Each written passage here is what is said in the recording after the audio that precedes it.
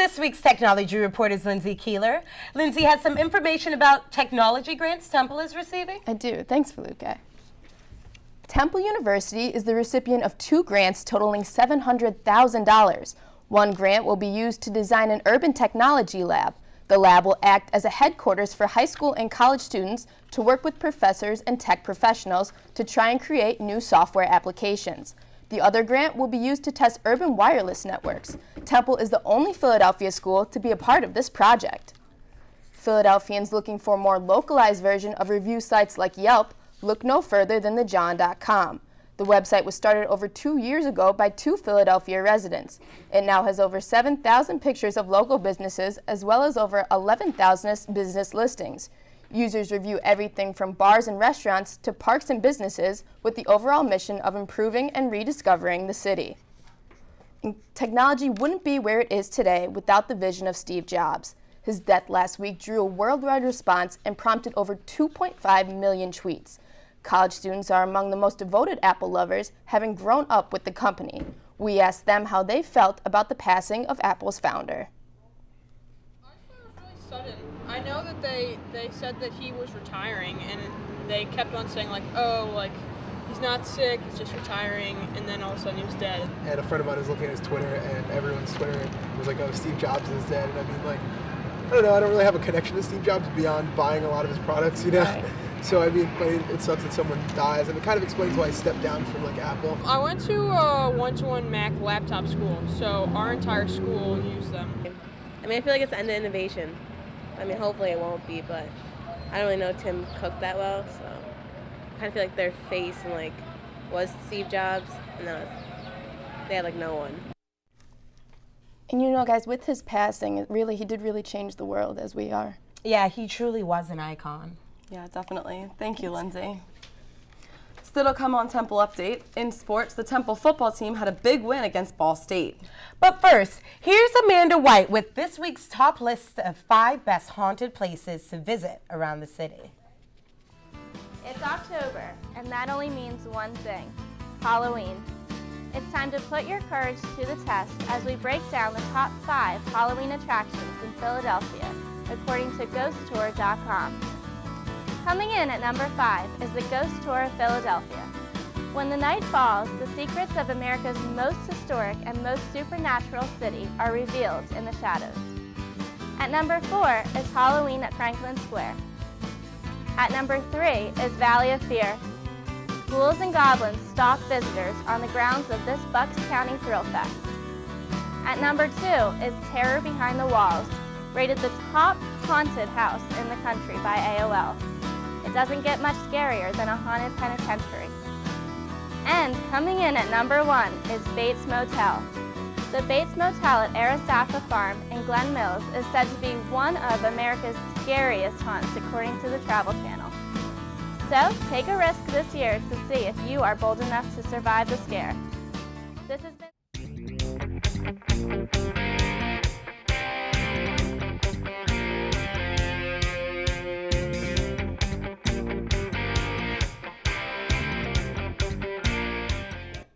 Hello everyone and welcome to the Sports Desk. I'm Kyle Fisher. The football team went down to Indiana for its first trip to Ball State to try and rebound from their first conference loss of the year. And rebound they did. The Owls wasted no time in this one, scoring on their first 4 possessions. Bernard Pierce, of course, being a big part of the scoring with 3 more rushing touchdowns.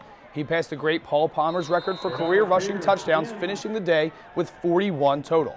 With 1 receiving TD in his career, Pierce is 1 short of the record for total touchdowns. The Owls notched season highs in overall yards with 510 rushing yards, or 510 total, and rushing yards with 350. Bernie and the Bug both finished the game with over 100 yards on the ground. Temple won the game 42-0, their first shutout of the year.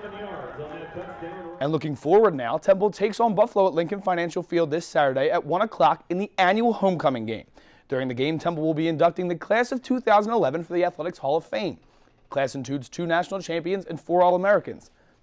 The players to be inducted are field hockey player Tony B.R. Jenkins, baseball player Pete Dempsey, golfer Jack Hubbard, gymnast Carl Imhauser, and volleyball player Alma Kovacki. The teams being inducted are the 1982 AIWA and 1984 Women's National Champion Lacrosse teams. And over the past weekend, the field hockey team took on Wake Forest at Giese Field. The Owls were 4-9 coming in, trying to get something going in this non-conference matchup against the 2-8 Demon Deacons. Wake Forest started off early, notching a goal only 2.5 minutes into the contest. They were held scoreless for the next 20 minutes, but had an explosion of scoring before the half and went into the break up 4-0. Bridget Settles scored the only goal for the Owls off of a penalty corner, but they couldn't muster anything else. They dropped this one 4-1. Now, we all know the ones who make the plays are the ones who get the recognition in the sports world, but it's the people behind the scenes who keep these stars on the field. Updates Dan McKinney takes a look at athletic trainer Kevin McCormick, who does just that. The love of sports is what drove me to get into this profession. You know, you prepare for the worst and you hope for the best. I like the role that I have. We're kind of a first responder on the field. You feel for them a little bit more sometimes. My own mother used to call me a physical therapist. There's weird things going on. I'm close to that, but I'm not. Hop up. Do you like feet? I get that a lot. Where's the tender? No, I don't really like feet. One down, one to go. I knew it getting into the profession, that's what I was going to be doing. Will you make it? Yes, you will.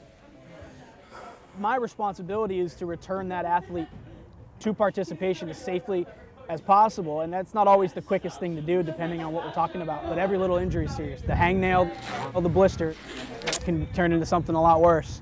A lot of these soccer guys roll their ankles or get tackled and they sprain those ankles, so these side strips that I'm doing right now kind of help stabilize it again. Chouette!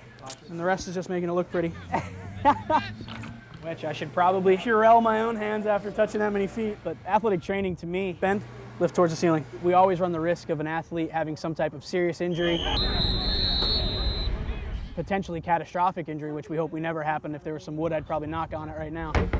It's a little toasty in here. I spend most of my mornings down on the main campus. Our training room stays open. We're available on a regular basis, and we're open until 7 o'clock at night. So it can be a long day. That's fine and dandy. I love what I do. I enjoy being a part of it. Clearing out your nostrils? Yeah. Oh boy, it's a good day. And for all the Owl fans out there, the rumors continue to build, and it looks like a move to the Big East for all sports could happen. That's pretty exciting. That is exciting. Thank you, Kyle. Coming up on Temple Update, a look at everything Temple Homecoming. But first, here's Simone Cuccurullo with this week's music trivia. Fox's hit show Glee, which tells a story about a group of determined show choir kids, has recently kicked off the start of its 3rd season. The Emmy Award-nominated series has featured a variety of guest stars, including Gwyneth Paltrow and Britney Spears. And that brings us to the music trivia question of the week. Which Glee guest star was a part of their high school show choir? Was it A, Kathy Griffin, B, Olivia Newton-John, or C, Kristen Chenoweth? I'll be back in 60 seconds with the answer. And the answer is C, Kristen Chenoweth. Not only did the Tony Award-winning Broadway star participate in Broken Arrow High School show choir, but she also went on to study vocal performance at Oklahoma City University. This has been the music trivia question of the week. I'm Simone Cuccurullo.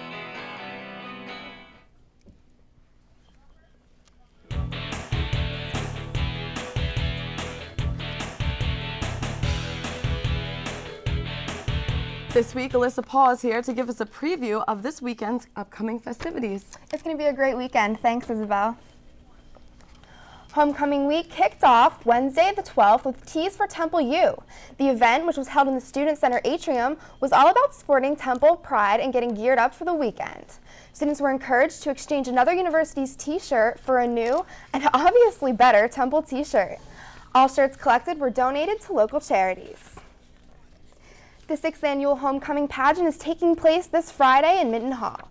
The event will showcase all of the Homecoming Royalty Court and will give students, staff, and alumni the chance to see them compete for the crown.